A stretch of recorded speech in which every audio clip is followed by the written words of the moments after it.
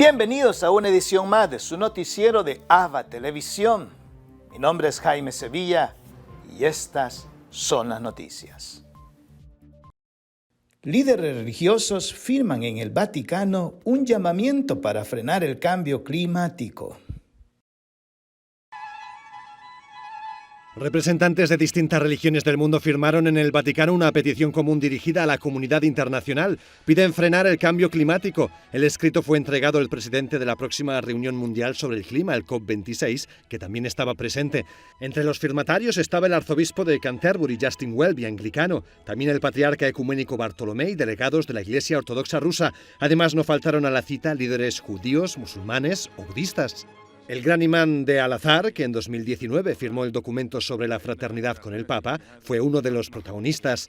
En total eran cerca de 40 representantes. El patriarca Bartolomé señaló que esta reunión era importante para reforzar el diálogo entre ellos. And we need this dialogue in order simply to be, simply to breathe, simply to love one another. Cada uno de los presentes no solo es una voz reconocida por su comunidad, también tienen autoridad ante los líderes mundiales. El Papa tuvo un gesto con los presentes. Para permitir que hablasen más otros líderes, no quiso pronunciar su discurso. Se les entregó por escrito para que lo lean y lo mediten. En él, Francisco habla del respeto y recuerda que el mundo está interconectado, que no se puede actuar por libre. E per non usare del tempo che è necessario perché tutti parlino, lascio nelle vostre mani la trascrizione, voi potete leggerla e così andiamo avanti in questa celebrazione. Grazie. Después el Papa firmó el documento y se lo entregó al presidente del COP26, Alok Sharma. También estaban presentes algunos políticos como el ministro de Asuntos Exteriores de Italia. Cada participante, al terminar su intervención, echó un poco de tierra en este olivo. Será plantado en los jardines vaticanos como símbolo de su compromiso por el cuidado del medio ambiente. También los líderes religiosos se reunieron con el Papa Francisco para renovar su compromiso con la educación integral. El Papa Francisco ha acogido a representantes de diferentes tradiciones religiosas que se han unido para debatir sobre el Pacto Global de Educación. Es una iniciativa que el pontífice lanzó en 2019 para promover una educación basada en la fraternidad, la paz y la justicia. Oggi, nella Giornata Mondiale dell'Insegnante, istituita dall'UNESCO, come rappresentanti delle religioni vogliamo manifestare la nostra vicinanza e gratitudine a tutti gli insegnanti e nello stesso tempo la nostra attenzione per l'educazione. El Papa ha dicho que si deseamos un mundo más fraterno, necesitamos educar a los jóvenes para que reconozcan, aprecien y amen a cada persona, sin importar su proximidad física, ni dónde naciese o dónde viva. Ha explicado que la educación compromete a todos a aceptar a los demás tal y como son, a rechazar cualquier violación de la integridad física o moral, a cuidar al planeta y a condenar todas las formas de violencia realizadas en nombre de la religión. Vogliamo oggi dichiarare che le nostre tradizioni religiose, da sempre protagoniste dell'alfabetazione fino all'istruzione superiore, rafforzano la nostra missione di educare ogni persona nella sua integralità, cioè testa, mani, cuore e anima. El gran imán de Al-Azhar, Al-Tayeb, también ha intervenido, igual que el patriarca ecuménico Bartolomé. Education is related to what humankind ought to be rather than to what it is. Al final de la reunión, el Papa, en nombre de los demás líderes religiosos, ha presentado el mensaje a la profesora Stefania Giannini, subdirectora general de Educación de la UNESCO. El líder anglicano regala al Papa Francisco 20 cursos de apicultura para mujeres sin trabajo. El Papa se ha reunido con el principal líder de la Iglesia anglicana, el arzobispo de Canterbury. Justin Welby ha explicado en Twitter el contenido de la reunión. Lo llama hermano y dice que han hablado y rezado sobre la urgente necesidad de paz entre las personas y el planeta. El encuentro fue cordial, como demostraron los regalos. El Papa le entregó un libro sobre su oración en la plaza de San Pedro vacía en medio de la pandemia. El arzobispo le regaló 20 cursos de apicultura para mujeres necesitadas. Se trata de una campaña de la organización Bees Abroad, que él mismo apoya y que enseña un oficio a mujeres de países como Ghana, Kenia, Nigeria, Tanzania o Uganda. Este fue el 7º encuentro del Papa Francisco y Justin Welby en el Vaticano. La Iglesia en Francia revela que 216.000 menores fueron abusados en los últimos 70 años. Este es el momento en el que una comisión independiente entregó al presidente de los obispos de Francia el informe que le había encargado sobre los abusos en este país. El texto incluye datos terribles. Revela que desde 1950, de los 115.000 sacerdotes y religiosos que había en Francia, entre 2.900 y 3.200 abusaron de unos 216.000 menores. El número de víctimas de estos 70 años ascendería a 330.000 si se incluye a los laicos que trabajaron en instituciones de la Iglesia. La impresión que tendremos todos los católicos será un shock, porque será un número muy elevado de casos. Tenemos que hacer lo que podamos para el futuro y sacar a la luz este pasado de la Iglesia. El informe denuncia también que hasta el año 2000 la Iglesia mostró una cruel indiferencia hacia las víctimas.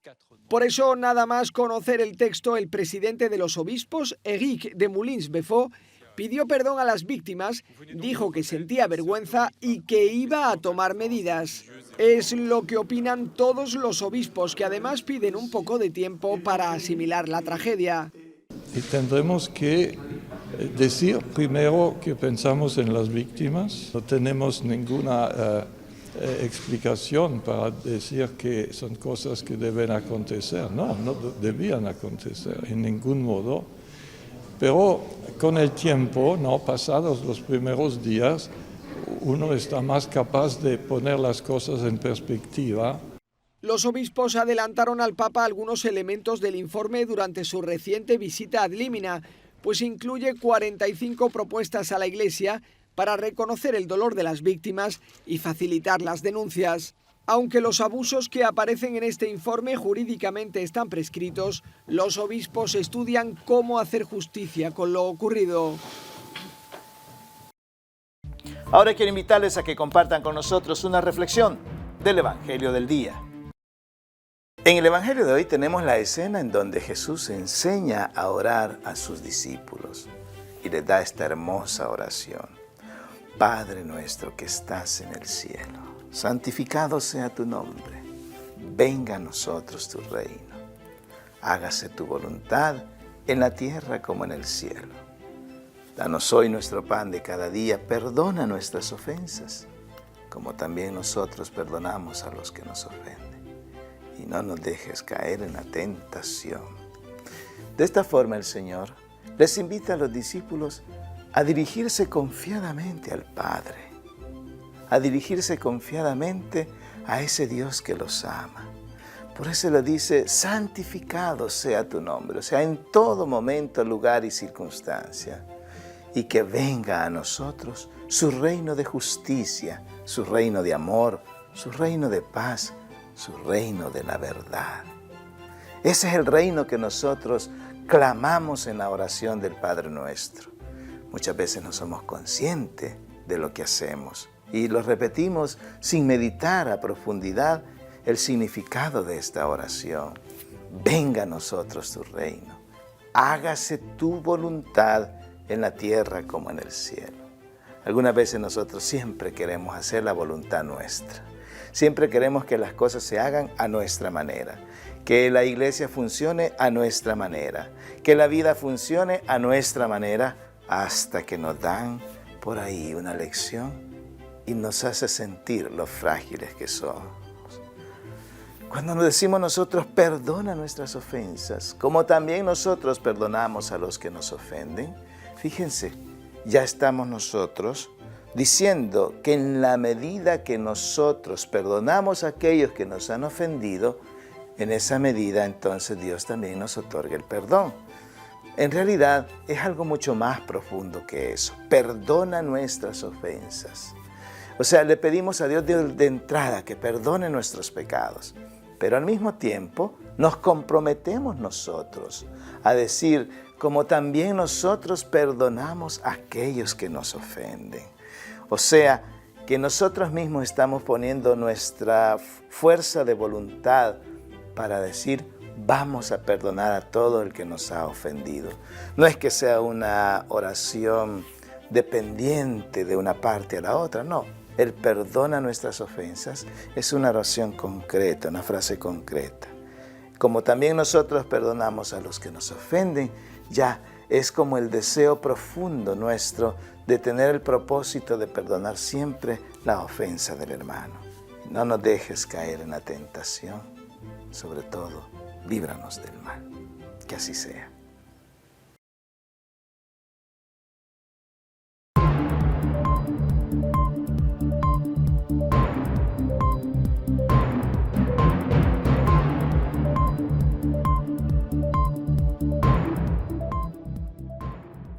Los usuarios perdieron más que Facebook, opinan expertos. En 4,9% cayeron las acciones de Facebook tras la falla en el funcionamiento de varias de sus redes sociales. Expertos califican el golpe de importante pero no decisivo porque la compañía ha tenido un crecimiento estable durante los últimos 5 años, registrando un aumento del valor de sus acciones de casi 158%. Así que el impacto es mayor para los usuarios. Para muchos, sacar y colocar un aviso o una oferta es como en la calle, sacar ahí y abrir la tienda. Si no tienes la posibilidad de tener tus redes sociales para abrir tu tienda, pues ahí sí se pudo haber visto un poco afectado el comercio electrónico. Habría que esperar qué cifras salen al respecto. El analista financiero Andrés Moreno señala que es difícil calcular el impacto de la interrupción porque muchos de los negocios que usan estos medios son informales o pequeñas empresas, ante lo que el experto en relaciones públicas Carlos Mazalán hace un llamado de atención. Yo creo que en las personas es una anécdota. En las pymes, bueno, tendrán que considerar nuevas alternativas. Por fortuna, solo se cayó Facebook y sus propiedades digitales y no se cayó Internet, que ese sería el impacto y el gran apagón. Lo que creo es que es importante tener caminos alternativos. Facebook, la compañía matriz de las redes que estuvieron más de 8 horas fuera de servicio, evitó precisar la causa de la avería y dijo en un comunicado que esta interrupción del tráfico de la red tuvo un efecto en cascada en la forma en la que se comunican nuestros centros de datos, lo que paralizó nuestros servicios. La compañía agregó que sus ingenieros habían aprendido que cambios en sus configuraciones podrían afectar el tráfico de la red. Laura Sepúlveda, Voz de América, Nueva York. Informante de Facebook ante el Congreso dice que esta empresa antepone las ganancias a la gente. La denunciante Frances Haugen advirtió el martes a los senadores que el gigante de las redes sociales ha engañado repetidamente al público sobre cómo sus contenidos dañan a los niños y avivan la división y el odio. El liderazgo de la compañía sabe cómo hacer que Facebook e Instagram sean más seguros, pero no harán los cambios necesarios porque han puesto sus ganancias astronómicas antes que las personas. Se necesita la acción del Congreso. No resolverán esta crisis sin su ayuda. El Senado celebró la audiencia después de que Haugen compartiera con medios de comunicación miles de documentos internos de Facebook. La informante dijo que el gigante de California hizo muy poco para limitar la difusión de la desinformación y mencionó como ejemplo las denuncias infundadas de fraude en las elecciones presidenciales estadounidenses del 2020.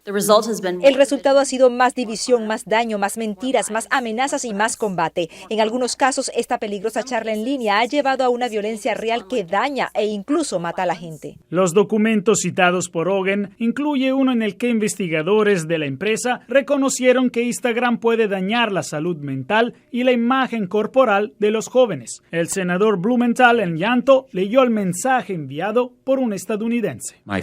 Mi hija de 15 años amaba su cuerpo a los 14. Estaba en Instagram constantemente y tal vez publicaba demasiado. De repente comenzó a odiar su cuerpo y su dismorfia corporal, ahora anorexia, y estaba en serios problemas antes de que encontráramos tratamiento. Me temo que nunca volverá a ser la misma. Los senadores de ambos partidos prometieron ser unidos en tomar medidas para detener los daños causados, sobre todo a los adolescentes, en Facebook. El comité invitó a Facebook a testificar bajo juramento en su investigación sobre adolescentes luego de que el portavoz de la empresa, Andy Stone, escribiera en Twitter que Frances Haugen no está calificada para testificar sobre estos asuntos, como ella también admitió durante la audiencia. El vocero reconoció, sin embargo, que es hora de comenzar a crear reglas estándar para Internet y que el Congreso empiece a actuar. Desde Washington, Jacopo Luzzi, Voz de América. En El Salvador hay incertidumbre en las alcaldías por posible reducción del FODES. Reducir el FODES del 10% al 1.5 significaría despedir parte del personal de las alcaldías, afirmaron los ediles de San José Villanueva y de Ayutuxtepeque. Las alcaldías nos tendríamos que quedar en su mayoría a prestar esos servicios básicos, a tener que despedir empleados porque no vamos a poder alcanzar a pagar las planillas. Los profesores que tenemos de arte y cultura, los maestros que tenemos de deporte, ellos, por ejemplo, se financian del fondo FODES. Al no tener el recurso, obviamente yo ya no puedo continuar contratándolos porque no tendré de dónde poder sufragar pues lo que correspondería a su honorario. Las propuestas de disolución del FISDL y del ISDEM provenientes del Ministerio de Hacienda provocarían la reducción de opciones para obtener fondos en las municipalidades, aseguró el alcalde de Ayutuxtepeque, Alejandro Noches. Con ISDEM se daba el tema de las capacitaciones, el tema también de la compra de las especies municipales, que es lo que nosotros ocupamos como instrumento para poder vender una partida de nacimiento, para una carta de venta, etcétera. Entonces, ahora, ¿quién será el que nos va a proveer a las alcaldías esta situación? Mientras tanto, para el alcalde de San José Villanueva, Pedro Durán, fue sorpresivo que la propuesta viniera del ministro Alejandro Zelaya. Incluso estaba revisando los documentos y ahora se los muestro. Este es el plan de rescate financiero que se presentó a la alcaldía de San José Villanueva por un aporte del FIDL. Como pueden ver, el consultor fue José Alejandro Zelaya, que es el actual ministro de Hacienda. Él conoce las necesidades de lo que tenemos en el país. Los ediles consideraron que las solicitudes debieron pasar por una etapa de consulta antes de ser llevadas al órgano legislativo. Para Teleprensa Canal 33, Alejandra Barahona. Nos vamos a Sudamérica. Nos reciben nuestros amigos de JN19 Televisión, quienes nos han presentado un reportaje especial sobre lo que acontece en el Perú. Mi nombre es Yamila Espinosa, reportando desde el Perú para la cadena hermana ABA Televisión y JN19. Comenzamos este informativo informándoles que desde hoy se comenzará a pagar al segundo grupo de beneficiarios del bono Yanapay Perú, que consiste en la entrega de una ayuda económica individual de 350 soles que beneficiará a más de 13.5 millones de personas con el fin de reactivar su economía debido a la crisis por la COVID-19. De acuerdo al Ministerio de Desarrollo e Inclusión Social, el grupo está integrado por personas con cuentas bancarias, billeteras digitales, así como banca celular y cuenta de DNI. Esta ayuda económica se aprobó con el decreto de urgencia número 080-2021, que tiene como objetivo reducir el impacto negativo en la economía de los ciudadanos afectados por las medidas implementarias a nivel nacional para hacer frente al COVID-19.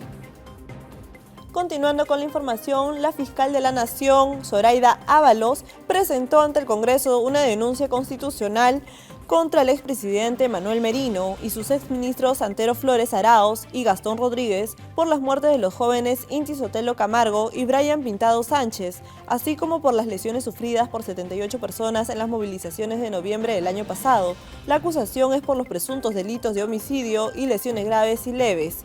Como se trata de exfuncionarios con derechos a antejuicio político, esta denuncia debe ser evaluada por la Subcomisión de Acusaciones Constitucionales del Congreso y finalmente por el Pleno. Continuando con la información, ahora nos vamos al ámbito católico. La Catedral de Piura se ilumina de morado en este mes de octubre. Con el fin de animarnos a vivir en este tiempo especial de conversión y oración y caridad, la Basílica Catedral de Piura se ha iluminado con el característico color morado, propio de este tiempo, gracias a un novedoso sistema de luces que ilumina su fachada y sus torres.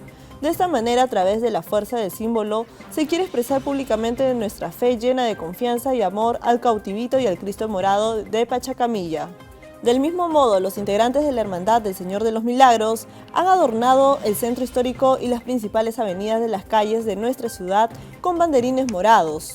Por otra parte, nos invita a todos a participar de las novenas en honor al Señor Cautivito de Ayabaca y al Señor de los Milagros, la primera desde el 4 al 12 de octubre y la segunda del 19 al 27 de octubre, las cuales serán diariamente celebradas en la Catedral de Piura y también transmitidas desde las 6:45 de la tarde, a través de la página de Facebook de la Basílica. De igual manera, nos anima a que visitemos las sagradas imágenes del Cautivito y del Cristo Morado que se veneran en la Basílica Catedral de nuestra ciudad, respetando el aforo permitido y observando todos los protocolos de bioseguridad. Esta fue toda la información que tenemos hasta el momento para ustedes. Reportó Yamile Espinosa desde el Perú para la cadena hermana ABA Televisión. Muchas gracias por su sintonía. Permiso.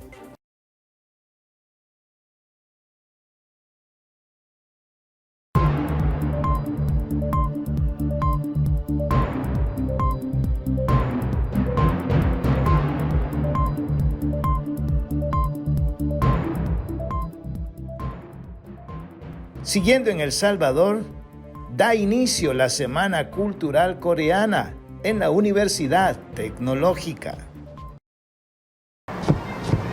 Receta milenaria y exquisito sabor. Así se prepara el bibimbap, platillo representativo de la gastronomía coreana. Hay varias, sí, como pupusa. Ustedes comen tortilla todos los días con el tiempo de comida. Nosotros consumimos arroz. Y arroz blanco que no está cocinado ni arroz como sea con aceite ni nada, son puro vapor que es más saludable. Estas actividades son parte de la Semana Cultural Coreana que tiene lugar en la Universidad Tecnológica UTEC. El motivo es la conmemoración de festividades como el Día de la Fundación de Corea y el Día del Hangul, el alfabeto coreano, el 9 del mismo mes. 내년에는 60주년이 됩니다. 그만큼 양국 간 una relación que larga que tenemos con El Salvador, por la cual que nosotros queremos hacer un motivo de celebraciones también de la relación entre Corea con la cultura y todo, que llevar todo bien con El Salvador. El Salvador y Corea tienen 59 años de relaciones diplomáticas y de amistad. Como parte de la Semana Cultural en la Universidad Tecnológica también se tienen previstas exposiciones de vestimenta, artes marciales y medicina coreana. Para Teleprensa Canal 33, Adriana González. Hoy 6 de octubre, el Santoral de la Iglesia nos presenta el Día de San Bruno. Conozcamos más de su historia. A la muerte del obispo Gervasio, su sucesor Manasés de Gournay ratificó como canciller de la diócesis de Reims al padre Bruno de Hartenfaust, quien, merced a su sabia diligencia y eficaz administración, la había convertido en una de las más respetadas, próspera y apetecida por sus rentas. Por eso, precisamente, el nuevo prelado le había echado el ojo y, mediante intrigas y pago de prebendas, obtuvo ese obispado e inmediatamente dio rienda suelta a su desbocada ambición. Y a través de la simonía, delito que consiste en negociar con todo lo sagrado, cargos eclesiásticos, indulgencias, vasos sagrados, sacramentos, pues se enriqueció en poco tiempo. El padre Bruno montó en cólera y, respaldado por una buena parte del clero diocesano, lo denunció ante el delegado papal Hugo de Die, quien en el concilio de Autun lo depuso. Entonces, el vengativo Manasés se aferró a su silla, confiscó los bienes, arrasó las casas de sus adversarios y solo cuando el pueblo se amotinó y el Papa ratificó su separación del cargo, abandonó apuradamente la ciudad. Entonces el pontífice, el delegado papal y el clero se pusieron de acuerdo para nombrar en su lugar al padre Bruno, pero antes de que se lo notificaran, él renunció al mundo y se alejó hacia la soledad y el silencio. Bruno de Hartenfaust, nacido en Colonia, Alemania, en el año 1030, pertenecía a una familia adinerada, lo que le permitió estudiar retórica, gramática, latín, filosofía, y luego en Reims se especializó en teología, sagradas escrituras, y así pudo cumplir su sueño, que alimentó desde muy niño con su piedad, recogimiento y permanente oración, de ordenarse sacerdote en 1055. Sus notas sobresalientes y su virtuosismo fueron la mejor carta de presentación para que el obispo Gervasio vinculara a San Bruno como profesor de teología de la escuela episcopal de la que había él egresado, y al cabo de algunos años le confió la dirección con el encargo de supervisar todos los establecimientos educativos del obispado, dada su fecunda labor 20 años después, en 1075. El mismo prelado nombró a San Bruno canciller de la diócesis, a la que administró eficientemente hasta poco después de la muerte de Gervasio. Ya con las manos libres, San Bruno se retiró al convento de Molesme, que en 1098 sería la cuna de la orden de los cistercienses. Pero como su alma anhelaba más rigurosidad, se fue con 6 compañeros hacia Grenoble, en donde su obispo Hugo, que había sido su discípulo en Reims, les permitió instalarse en un agreste paraje rodeado de cumbres nevadas llamado Chartrons, que en español se traduce como Cartuja.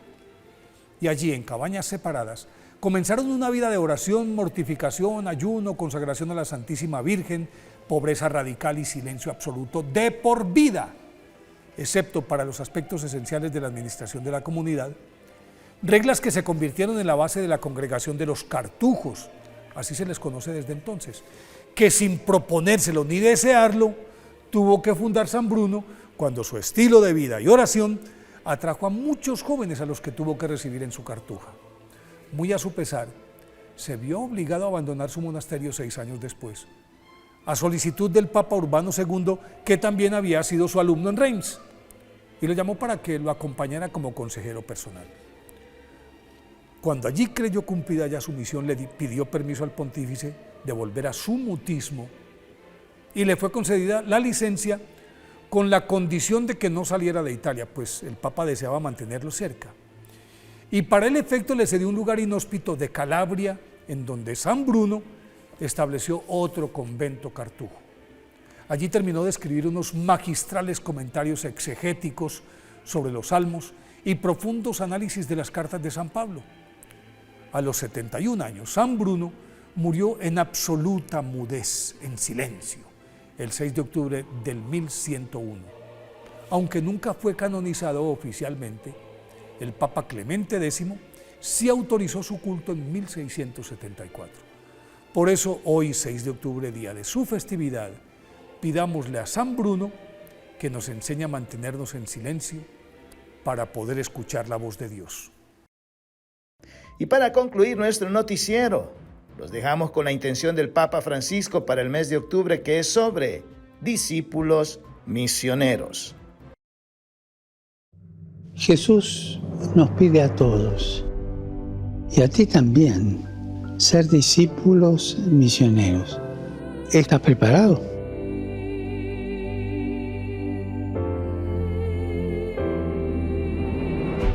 Basta con estar disponibles a su llamada y vivir unidos al Señor en las cosas más cotidianas. Trabajo, los encuentros, las ocupaciones de cada día, las casualidades de cada día, dejándonos guiar siempre por el Espíritu Santo. Si te mueve Cristo, si haces las cosas porque Cristo te guía, los demás se dan cuenta fácilmente. Y tu testimonio de vida provoca admiración. Y la admiración hace que otros se pregunten, ¿cómo es posible que esto sea así? ¿De dónde le viene a esta persona el amor con el que trata a todos, la amabilidad, el buen humor? Recordemos que la misión no es proselitismo, sino que la misión se basa en un encuentro entre personas, en el testimonio de hombres y mujeres que dicen, yo conozco a Jesús, me gustaría que tú también lo conocieras. Hermanos y hermanas, recemos para que cada bautizado participe en la evangelización y que cada bautizado esté disponible para la misión a través de su testimonio de vida y que este testimonio de vida tenga sabor a evangelio.